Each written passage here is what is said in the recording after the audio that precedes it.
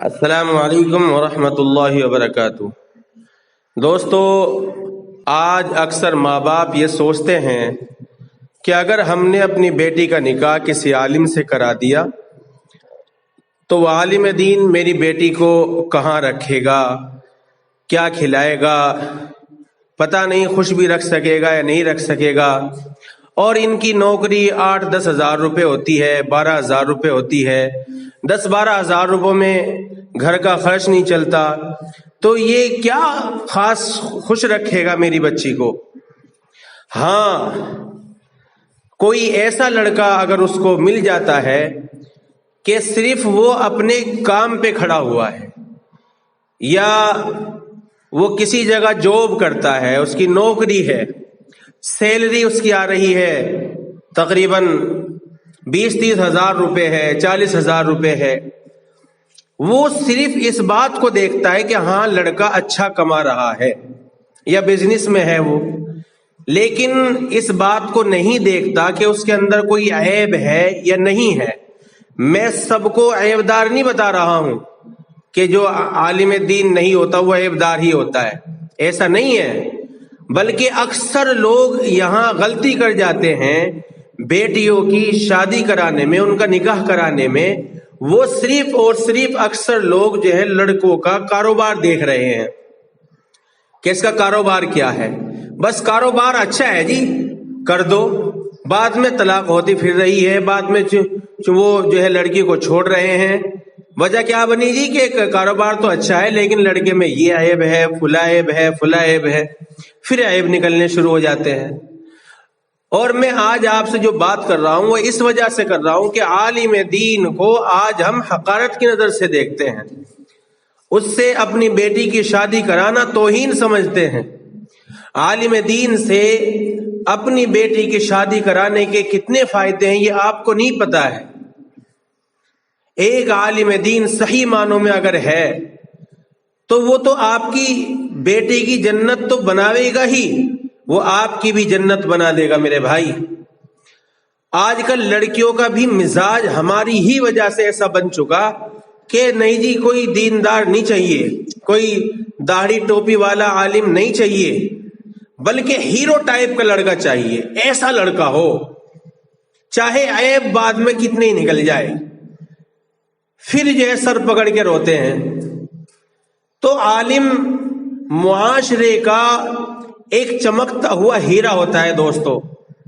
آج کل لڑکیوں کا مزاج اس طرح ہے کہ اگر ان کے نکاح کے لیے کوئی عالم یا داڑھی والا دیندار لڑکا ان کے ماں باپ تجویز بھی کر لے تو وہ بھی منع کر دیتی ہیں کہ ہمیں مولانا سے شادی نہیں کرنی ہے، لڑکا تو بس ہیرو ٹائپ کا چاہیے۔ شاید ان لڑکیوں کو بھی، ماں باپ کو تو پتہ نہیں ہوگا یا نہیں ہوگا، ان لڑکیوں کو بھی مولاناؤں کی خوبیوں اور ان کے ساتھ شادی کرنے کے فائدے کا علم نہیں ہے، ورنہ وہ اپنے لیے عالم لڑکے کو ہی ترجیح دیں گی۔ بہت سے لوگ نہیں کہتے کہ جی دیندار چاہیے لڑکا، نیک صالح ہو، اچھا ہو، لیکن جب اسے یوں پتہ چل جاتا ہے لڑکا کاروبار ہے، پھر وہ دینداری بھی نہیں دیکھتا ہے یا نہیں ہے۔ تو اس وجہ سے ان کے ساتھ شادی کرنے کے فائدے کا اگر آپ کو علم ہو تو انشاءاللہ کوئی باپ نہیں چاہے گا کہ اس کا داماد عالم نہ ہو، بلکہ وہی چاہے گا کہ میرا داماد عالم ہو۔ اور اگر لڑکیوں کو عالموں کی خوبیوں کا پتہ چل جائے، اور میں عالم کی اس کی بات کر رہا ہوں، ادھ کچرے عالم کی بات نہیں کر رہا ہوں، میں جو دینداری پہ چلتا ہوا ہو، دین کو اپنا اوڑھنا بچھونا بناتا ہو اور واقعتاً عالم دین ہو، اس کی بات کر رہا ہوں میں۔ ورنہ تو میں ہی ایسے ادھ کچرے عالم آپ کو دکھا دوں گا جو بہت زیادہ فروڈ بازی کرتے ہیں۔ تو چنانچہ میں ایسی ان کی خوبیاں میں آپ کو بتانے جا رہا ہوں کہ اگر آپ ایک باپ کو پتہ چل جائے کہ فلاں عالم کے اندر یا فلاں لڑکے کے اندر یہ ساری خوبیاں ہیں تو وہ باپ ضرور اپنی بچی کا نکاح اس عالم سے ضرور کرائے گا۔ سب سے پہلی خوبی جو عالم دین کے اندر ہوتی ہے وہ یہ ہوتی ہے کہ نیک صالح عالم جہیز کی مانگ نہیں کرتا، جس کی وجہ سے آج جو ہے لڑکیاں بوجھ بن رہی ہے. جہیز جہیز جہیز جہیز، صرف اسی کے اوپر جو ہے لڑکیوں پہ آج ظلم و ستم ہو رہا ہے. لڑکیوں کی شادیاں نہیں ہو پا رہی ہے. اکثر لڑکیاں گھروں میں بیٹھی ہوئی ہیں جہیز کی وجہ سے. جہیز کی مانگیں اتنی ہو گئی کہ منہ کھولنے کی دیر ہے بس. جو نیک سمجھا جاتا ہے نا وہ بھی جہیز کی مانگ ایسے طریقے پہ کرتا ہے جیسا کہ وہ دین کی کوئی بات بتا رہا ہو. ایسے طریقے پہ جہیز کی مانگ کرتے ہیں جو نیک صالح لوگ سمجھے جاتے ہیں. تو سب سے بڑی خوبی، سب سے بہترین خوبی یہ ہے کہ عالم جہیز کی مانگ نہیں کرتا. دوسری خوبی، عالم کو اپنی بیوی کی مکمل حقوق کا پتہ ہوتا ہے کہ اس کے میرے اوپر کیا حقوق ہے، میرے اس کے اوپر کیا حقوق ہیں، وہ سب اس کو پتہ ہوتا ہے. اور جب اس سے آدمی ناواقف ہوگا عورت کے حقوق سے تو وہ پھر عورت پہ ظلم بھی ڈھاوے گا، عورت کی حق طلبی بھی کرے گا. تو بہت سارے لوگ ایسے ہوتے ہیں کہ انہیں عورتوں کے، بیوی کے حقوق کا پتہ نہیں ہوتا اور وہ اس کے حقوق کی حق تلفی کرتے ہیں. وہ سمجھتے ہیں کہ بس حقوق تو بس شوہر کے ہیں، باقی عورت تو پیر کی جوتی ہے، اور پیر کی جوتی سمجھ کر کے پوری زندگی گزار دیتے ہیں. عورت بھی یہی سمجھتی ہے کہ بس میاں جی کے ہی حقوق ہیں، بس میرے تو ہے ہی نہیں کوئی حق. شریعت نے بس شوہر کو ہی حقوق دیے ہیں. تو عالم کو پتہ ہوتا ہے بیوی کی حق کیا ہے. وہ اس آیت کو پڑھے ہوئے ہوتا ہے وَلِلرِّجَالِ عَلَيْهِنَّ دَرَجَةٌ. اس آیت کی تفسیر کا پتہ ہوتا ہے، اس آیت کے ترجمے کا پتہ ہوتا ہے عالم کو. او ہن لباس لکم وانتم لباس لہن، اس آیت کا مفہوم کا پتہ ہوتا ہے عالم کو. یہ تیسری خوبی ہے، یہ دوسری خوبی ہے. تیسری خوبی عالم کے اندر کیا ہے؟ تیسری خوبی، عالم اپنی بیوی کو بہت خوش رکھتا ہے، بہت خوش رکھتا ہے، حقیقت بات ہے. چوتھی خوبی، عالم اپنی بیوی کا گھر اور کچن کے کاموں میں بھی ہاتھ بٹاتا ہے. کیونکہ وہ عالم دین ایسے ہی نہیں بن گیا، مدرسوں میں کام ہر طرح کا کیا ہے اس نے. جب روٹی بنانے کا وقت آیا تو روٹی بنا کے خود کھائی، سالن بنا کے خود کھا لیا. اسے پتا ہوتا ہے سالن کتنی مشکل سے بنتا ہے، اسے پتا ہوتا ہے کہ کبھی میں نے سالن میں نمک بھی تیز کیا تھا، اس سے بھی ہو سکتا ہے میری بیوی سے. کام کس طرح کیا جاتا ہے اسے پتا ہوتا ہے عالم کو. تو وہ اپنی بیوی کا گھر میں اور کچن کے کاموں میں بھی ہاتھ بٹاتا ہے. یہ چوتھی خوبی ہے عالم کی. بہت سے عالم تو گھر میں جھاڑو بھی لگاتے ہیں، مصالحہ بھی پیستے ہیں، میں نے خود دیکھا ہے. اور اکثر عالم اپنی بیویوں کے پاؤں بھی دباتے ہیں. یہ میں آج اندر کی بات ہی بتا رہا ہوں آپ کو. کیوں؟ اس لیے کہ بیوی کا بھی حق ہے کہ اگر بیوی کو کوئی تکلیف پہنچ رہی ہے، بیمار ہے، اس کے پاؤں میں درد ہو گیا، ہاتھ میں درد ہو گیا، تو اس کے پاؤں بھی دبانے چاہیے. یہ نہیں کہ میاں جی کے پاؤں میں درد ہو رہا ہے، ہاتھ سر میں درد ہو رہا ہے اسی کے دبیں گے. بلکہ عالم کو پتا ہوتا ہے کہ اگر میں نے اس کے پاؤں نہ دبائے تو یہ اس کی حق تلفی ہوگی. اس وجہ سے وہ جورو کا غلام نہیں ہوتا، بلکہ وہ اس کے حق کو پورا کر رہا ہوتا ہے. جسے آج کل کے جو ظالم معاشرہ ہے، جسے وہ یہ کہہ دیتا ہے کہ یہ تو بیوی کا غلام ہے اگر بیوی کے پاؤں دبا رہا ہے. وہ بیوی کے پاؤں اس لیے دبا رہا ہے کہ وَلِلرِّجَالِ عَلَيْهِنَّ درجہ اس نے پڑھا ہوا ہے، اس لیے دباتا ہے. تم لوگوں کو کیا پتا، جاہلوں کو کیا پتا جو ہے بیوی کا کیا حق ہوتا ہے.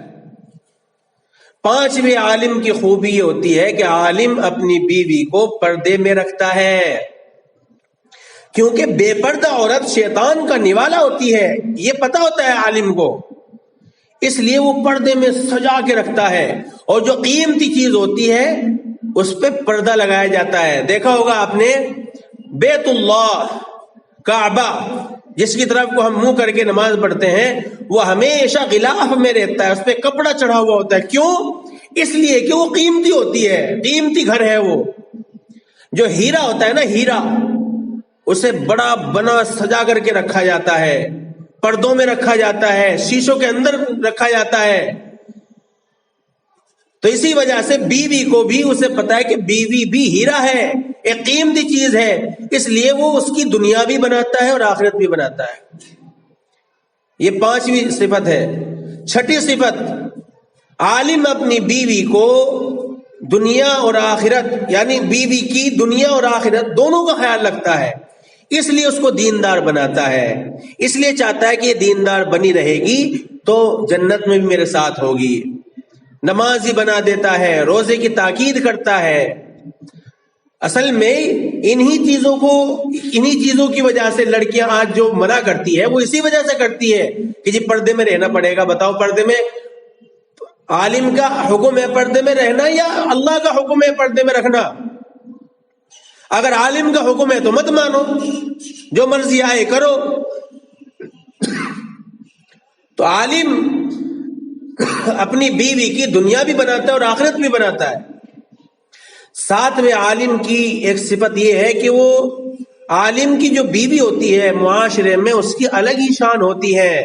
سبھی عورتیں عالم کی بیوی سے بہت ادب سے پیش آتی ہیں. کوئی باجی کہتی ہے، کوئی آپا جی کہتی ہے.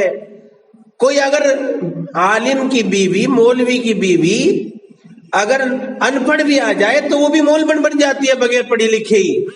مفتی کی بیوی بغیر پڑھے لکھے کیا بن گئی؟ تو یہ اسے الگ شان مل جاتی ہے عالم کی نسبت سے. تو یہ اس کی 8ویں صفت ہے. 8ویں صفت جو عالم کی ہے وہ یہ اپنی بیوی کی کڑوی باتوں پر جلدی غصہ نہیں ہوتا، اور اگر ہوتا بھی ہے تو بہت جلد اپنے غصے پر قابو پا لیتا ہے. 9ویں صفت، عالم پر ظلم و ستم نہیں کرتا، اس کو بیجا ڈانٹتا ڈپٹتا نہیں ہے اور نہ ہی اس پر ہاتھ اٹھاتا ہے. میں یہ نہیں کہتا کہ کوئی بھی نہیں اٹھاتا، ہاں اگر کوئی شرعی حکم اللہ کا توڑتی ہے بیوی تو اس کو سمجھانے کی تاکید ہوتی ہے. سمجھ نہیں رہا تو پھر شریعت میں بھی اجازت ہے کہ ہلکی پھلکی مار سے اس کو سمجھایا جائے، لیکن ظلم و ستم نہیں کرتا. 10ویں صفت، عالم نہ ہی کنجوس ہوتا ہے اور نہ ہی فضول خرچی کرنے والا ہوتا ہے، بلکہ اپنی حیثیت کے مطابق تمام ضروریات پوری کرتا ہے جیسی اس کی حیثیت ہوتی ہے، اعلیٰ سے اعلیٰ. 11ویں صفت، عالم سود خور نہیں ہوتا، بیاج نہیں لیتا، جوا نہیں کھیلتا، لاٹری نہیں نکلواتا، اور تمام حرام کمائی سے اپنی بیوی کو بچاتا ہے اور اپنے اہل و عیال کو بھی محفوظ رکھتا ہے. 12ویں صفت عالم کی یہ ہے کہ عالم اپنے بچوں کی صحیح تربیت کرتا ہے اور انہیں بہترین تعلیم سے آراستہ کرتا ہے. 13ویں صفت، عالم اپنی بیوی کو روٹھنے نہیں دیتا. اگر روٹھ جائے تو منانے کے لیے پیچھے پیچھے پھرتا ہے کہ جی آپ مان جائے بس، تو وہ روٹھنے نہیں دیتا عالم اپنی بیوی کو. 14ویں صفت عالم دین کی یہ ہے کہ عالم دین اپنی بیوی سے بے وفائی نہیں کرتا. یہی وجہ ہے کہ عالم کے یہاں طلاق کی نوبت بہت بہت کم آتی ہے. 15ویں صفت، عالم معاشرے کا سب سے شریف انسان ہوتا ہے، کسی سے لڑائی جھگڑا نہیں کرتا. یہ صفت بھی اس کے اندر ہوتی ہے. اس لیے ہر بہن بیٹی سے میری گزارش ہے کہ اپنے لیے شوہر کی تجویز کرنے میں کسی نیک اور صالح اور شریف انسان کا ہی انتخاب کرے. عالم دین جو نیک ہو، پتہ لگ جاتا ہے نیک ہے یا نہیں ہے، اس کا انتخاب کریں. انشاءاللہ دنیا بھی بنے گی اور آخرت بھی بنے گی. جب بھی کوئی واقعہ، جب بھی کوئی بات آپ کے سامنے آئے اس کو سنیں، اس پر عمل بھی کریں اور اس کو عام کرنے کی جہاں تک ہو سکے کوشش کریں. تو اس لیے میری ان باتوں کو شیئر کریں تاکہ آپ کے ذریعے دوسرے کا بھی فائدہ ہو. ہمارے کہنے سننے سے جو بھی عمل کرے گا جتنا اس کو ثواب ملے گا اتنا ہی ہمیں بھی ملے گا۔ اس لیے اگر آپ اس چینل میں نئے ہیں، مولانا مسیح قاسمی، جو میرے چینل کا نام ہے مولانا مسیح قاسمی، اگر اس چینل میں آپ نئے ہیں تو آپ جو ہے اس بات کو، میرے چینل کو سبسکرائب کریں اور ہمارے چینل میں شامل ہو جائیں، اور بیل آئیکن ضرور دبائیں، گھنٹی کا بٹن اوپر والا، تاکہ جو بھی میں ویڈیو بھیجوں وہ آپ تک ضرور پہنچے۔ اللہ مجھے بھی عمل کرنے کی توفیق عطا فرمائے۔ السلام علیکم ورحمۃ اللہ وبرکاتہ۔